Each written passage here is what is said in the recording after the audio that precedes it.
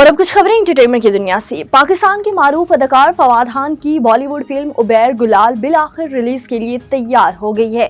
फवाद खान का शुमार उन पाकिस्तानी अदाकारों में होता है जिन्होंने बॉलीवुड में अपनी अदाकारी से सबके दिल जीते।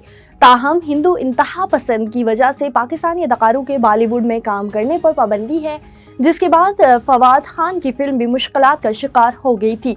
भारतीय मीडिया के मुताबिक फवाद की फिल्म रिलीज के लिए तैयार है। इसे भारत के अलावा दुनिया भर में रवां माह 29 अगस्त को रिलीज किया जाएगा।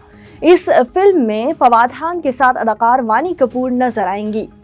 इससे कबल इस फिल्म का पहला गाना भी रिलीज किया जा चुका, जिसे मदाहों की तरफ से बहुत पसंद किया गया। पाकिस्तानी शोबिस इंडस्ट्री की मारूफ अदाकार हानिया आमिर की मोटरसाइकिल पर डांस करते हुए वीडियो सोशल मीडिया पर वायरल हो गई। हानिया आमिर ने photo and video sharing app Instagram पर एक नई पोस्ट शेयर की है।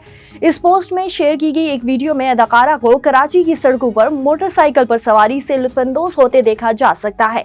हानिया आमिर ने इस पोस्ट में मोटरसाइकिल पर अपने डांस की वीडियो के अलावा दोस्तों के साथ गुजरे खुशगवार लम्हों की तस्वीर और वीडियोस भी शेयर की हैं, जिसमें उन्हें घुड़सवारी समेत मुख्तलिफ सरगर्मियों से लुत्फानंदोज होते हुए देखा जा सकता है। और मेजबान और अदाकार साहिर लोधी ने माजी को याद करते हुए कहा कि आमिर लियाकत से आखिरी मुलाकात तकलीफदा थी, वो डिप्रेशन में थे।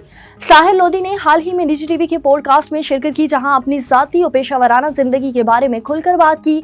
एक सवाल के जवाब में साहिर लोधी ने कहा है कि उमर शरीफ और डॉक्टर आमिर लियाकत की कब्र पर हर जुमेरात जाता हूँ। आमिर लियाकत मेरे दोस्त और भाई थे। आमिर लियाकत से आखिरी मुलाकात तकलीफदा थी, वो डिप्रेशन में थे। उनका कहना था कि हम लोगों को बारे में राय कायम करने में जल्दी करते हैं। हर आदमी ने उन पर तनकीद की, फैसला अल्लाह पर छोड़ दे।